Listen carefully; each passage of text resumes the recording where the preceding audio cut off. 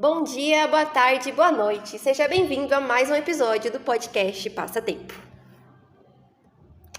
No episódio de hoje, a gente vai estar falando sobre os reinos germânicos, em específico, os vândalos.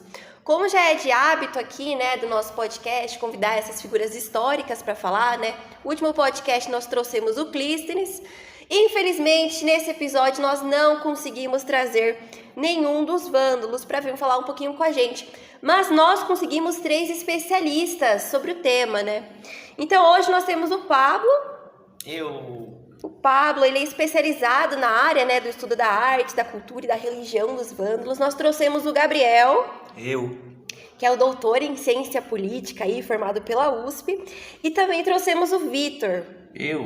Que é o nosso historiador. Ele está fazendo mestrado agora na USP também em História. Primeiramente aqui, galera, começar esse papo com vocês, eu queria saber um pouquinho sobre a origem e a localização desse povo, A gente não pode começar falando sem entender onde é que eles estavam e enfim. Então, antes da gente começar a falar sobre isso, a gente poderia falar sobre o porquê eles começaram a se chamar por bárbaros. Então, eles eram um povo antigo dos gregos, Os gregos eles chamavam de bárbaros todos aqueles que não possuíam.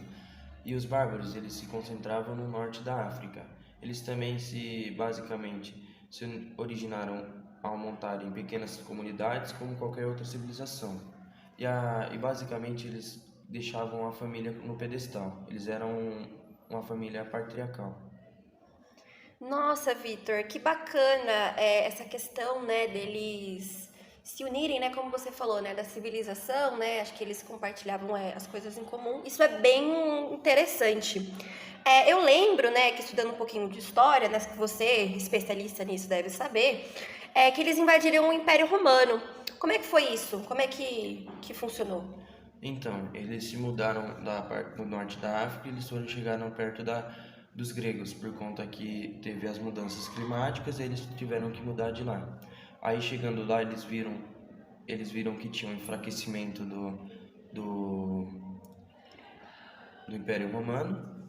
Aí, como você já sabe, era oportuno para eles viram que tinha uma falha no Império Romano, eles decidiram atacar. E como era oportuno, eles foram e atacaram e se debateram, travaram uma batalha com os romanos. Nossa, cara, realmente, assim, acho que se eu não estou errada, acho que o Império Romano era um povo muito sanguinário, assim, eles valorizavam muito a guerra. E foi uma civilização bem forte, acho que por um tempo aí. Foi, acho que, realmente, para os vândalos, em específico esse povo germânico, esse reino germânico ter conseguido invadir é porque a situação na Roma estava bem feia, Estava mesmo. Eles estavam num momento muito crítico na parte do Império. Nossa, cara. Enfim, agora, a gente falou um pouquinho sobre o Império Romano. Outra pergunta aqui que me vem à cabeça é por que eles deixaram de ser nômades e passaram a ser sedentários, Porque, como você me disse, eles formaram, essa civilização, esses pequenos grupos, como qualquer outra, mas eles eram nômades, anteriormente, ali, até na questão da origem. Como é que eles passaram a ser sedentários, assim, e se reestabelecer? Eles buscavam terras mais férteis e recursos mais renováveis. Por muitos grupos vândalos, eles estabeleceram uma área do Império Romano como o norte da África. Eles fizeram a mesma coisa, só que no Império Romano.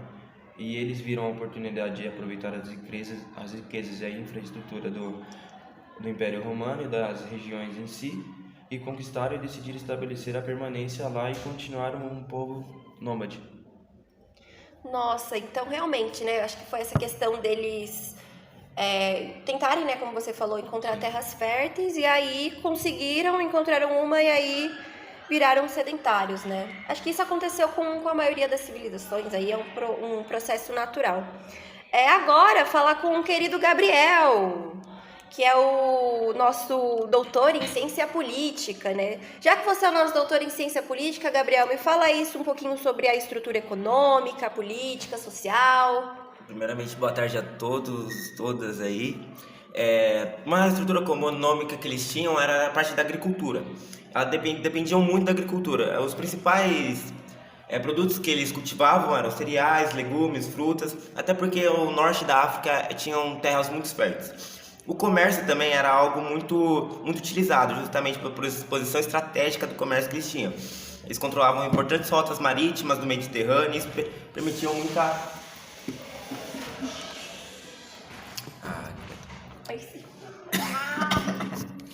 Calma aí. Bem, primeiramente, bom dia, boa tarde a todos aí que estão ouvindo o nosso podcast. Falar sobre a estrutura econômica dos vândalos, eles tinham forte dependência na agricultura. Eles cultivavam cereais, legumes, frutas aí, justamente porque no norte da África tinham terras muito férteis. Então eles utilizavam muito dessas terras para plantar esses principais elementos. E como eles tinham uma localização muito boa pelo mar, eles utilizavam para extrair essas cereais, legumes e frutas pelo comércio, que também entra na estrutura econômica. Eles ligavam um lugar a outro, exportavam esses elementos aí pelas rotas marítimas, que eram muito fortes também no mar. Também utilizando para poder continuar aí essa parte de econômica, já entrando um pouco mais em política, tinham as tributações, que eram impostos, juros aí que atualmente, né, que sustentavam o governo e seu exército. E a principal política aí que tinham eram os reis, né, monarquia, que eram líderes supremos aí que comandavam todo o governo, as terras e o exército. Embaixo dos reis tinham a administração, que eram indicados do reis, conselheiros dos reis que tinham principais importantes papéis na política. E tinha um controle militar também, né? O rei tinha total controle sobre eles, justamente por ser militares tinham posições grandes. E uma forma política também é justamente a religião. Os vândalos eram arianos. É uma forma de cristianismo considerada herética. E o rei Genserico, nossa, nome confuso esse, mas tudo bem. Nossa, que estranho, hein? Promoveu o arianismo justamente no seu governo, né? Ele promoveu, cresceu mais e até perseguiu os católicos no seu governo, no seu reinado, melhor. E já a estrutura social, das principais que tinham era o rei e a administração, tinha os nobres, que eram nobreza e realeza. Eles desempenhavam importantes papéis ali na administração e na liderança. E embaixo deles tinham os líderes espirituais, como os bispos arianos, tinham grande influência na sociedade, como grandes sociedades aí do passado também. Homens livres também eram agricultores, artesãos, guerreiros e membros da comunidade que não faziam parte da aristocracia. Nossa, tem dificuldade desde sempre para falar essa palavra. Eles eram agricultores ali que trabalhavam, tinham pequenos comércios. Os servos e escravos também dependiam para fazer tudo, né? Servos e escravos, como sempre teve nos principais impérios, etc. do passado, eles faziam ali trabalhos agrícolas e domésticos aí. E também uma parte assim que não faz parte meio que da pirâmide social, tinham as comunidades tribais. Os vândalos eram tradicionalmente organizados em tribos. E essas tribos aí eram meio que comunidades autônomas, né? Como se fossem cidades aí praticamente. E cada tribo tinha seu próprio líder tribal e a estrutura social interna. Então essa que eu falei anteriormente aí da realeza, dos líderes espirituais, etc., faziam parte meio de um projeto, não de um projeto, mas não era realmente seguido isso aí em todo o Império Vândalo. E também, outro ponto aí também, tinha o militarismo, que os guerreiros desempenhavam um papel significativo na sociedade, tanto na defesa do reino, quanto em conquistas territoriais. É isso. Nossa, Gabriel, eu acho muito interessante você dizer tudo isso, né, sobre a política, a economia, né, a sociedade, porque toda vez que eu penso nos reinos germânicos, né, eu não penso que era tanta coisa assim, né, eu acho que o reino dos vândalos realmente era um reino bem grande, um reino bem desenvolvido, assim, e é muito legal ouvir você falar sobre toda essa estrutura, né, a questão da tributação também, eu não imaginava, realmente muito interessante o que você acabou de dizer pra gente. Tem muita coisa aí. Eu imagino, né? Você que é o nosso doutor em ciência política deve ter estudado bastante sobre. Agora eu vou passar a palavra para o Pablo, nosso amante, né, da arte, da cultura e da religião dos vândalos. Pablo, diz um pouquinho aí para mim sobre isso. Vou falar primeiro sobre a religião. Tudo bem. Os vândalos, eles adotaram o cristianismo ariano, o que diferenciava eles do cristianismo nicenos. Ah, então isso foi um pouquinho do que o Gabriel tinha acabado de mencionar, né? Sim, sim. Os cristãos nicenos, eles eram predominantes no Império Romano. Agora eu vou falar um pouco mais sobre a língua também. Por eles serem de origem germânica, eles também falavam uma língua germânica. Mas, por eles também terem mudado para o norte da África, eles também tiveram contato com o latim. Desculpa. Sem problema, Pablo, aqui é assim mesmo. Eu vou falar também um pouco sobre a alimentação deles. A alimentação, a dieta dos vândalos, consistia principalmente nos alimentos cultivados localmente, igual o Gabriel disse, Gabriel. como cereais, frutos vegetais e carnes. Mas também eles podiam ter desfrutado de pratos e ingredientes tradicionais da região mesmo, norte-africana. Voltando na cultura, assim como normalmente as tribos germânicas, provavelmente os vândalos eles usavam roupas feitas de lã, couro e às vezes até pele de animal mesmo.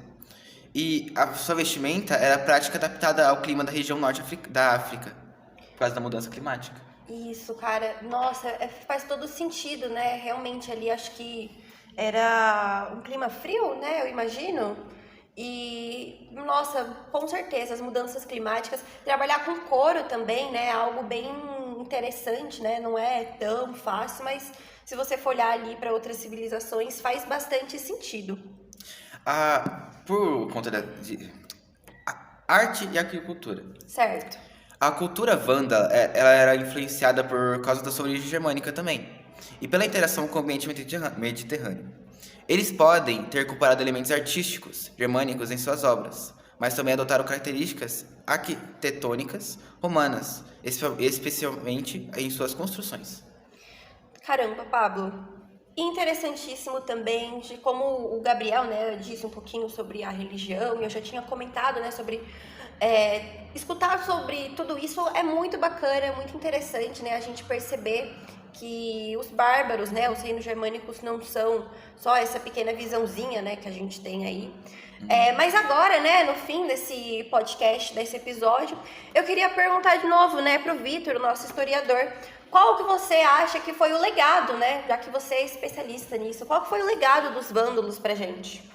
Olha, bem, eles eram um povo muito negativo. Eles tinham a reputação de ser muito agressivos. Eles tinham um ponto eles deixaram um impacto cultural que eles estabeleceram um reino independente como a Vandaluzia durante esse período e assimilaram aspectos da cultura grego-romana, especialmente na agricultura da arte. E eles tiveram grandes contribuições para a agricultura, inovaram técnicas de cultivo avançadas e deixaram elas mais organizadas. Eles também desenvolveram um sistema de irrigação e introduziram novas espécies de plantas como o açafrão, um tempero muito usado hoje em dia. Eles também fizeram inovações militares e tinham ótimas habilidades em guerrear, sendo assim uma das forças mais temidas da época. E é importante notar que o impacto positivo dos vândalos é frequente e ofuscado pelas narrativas históricas. Enfatizam principalmente suas ações destrutivas e saques. As descrições negativas ao longo dos séculos acabaram por moldar a percepção geral dos vândalos como um povo bárbaro e muito violento. Nossa, isso que você acabou de dizer se conecta completamente com o que o Gabriel e o Pablo disseram, né? Eles comentaram muito sobre essa questão da agricultura, sobre essa questão da tributação, da sociedade. E realmente dá para perceber que o legado deles ainda é presente, ainda que não seja tão valorizado quanto outros, né? Por exemplo, eu não sabia dessa questão do açafrão, bem legal que você trouxe aqui pra gente. Enfim, galera, como o nosso podcast aqui tem o costume sempre de trazer figuras históricas, peço perdão por não termos conseguido trazer nenhum vândalo no episódio de hoje, mas fiquei muito feliz com esse bate-papo aqui com vocês, especialistas no assunto, que estudaram bastante. Foi realmente algo muito produtivo e muito construtivo para essa ideia aqui, né? Eu imagino que para o ouvinte aí também, que espero que tenha tido essa mesma percepção. Muito obrigada pela atenção de vocês, muito obrigada pelo tempo, tá bom? É sempre um prazer receber pessoas tão magníficas quanto vocês aqui para falar sobre história, né? Que é um assunto que a gente gosta tanto. E se você gosta de aprender história, é só esperar pelo próximo episódio do podcast Passatempo. Obrigada!